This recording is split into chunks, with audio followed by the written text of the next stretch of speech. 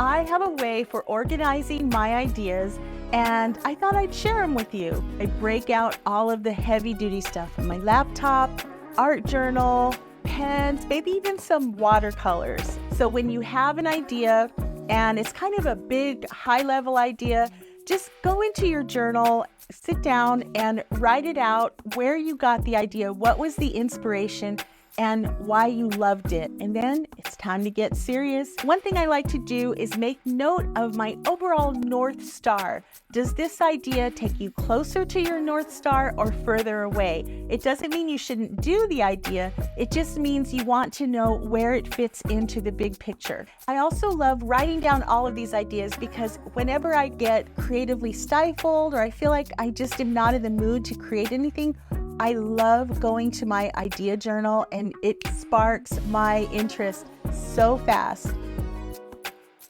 Bonus tip, put everything in your phone. Schedule out time to work on developing your ideas and even pre-schedule emails to yourself so you don't forget about them. Check out my caption for even more tips.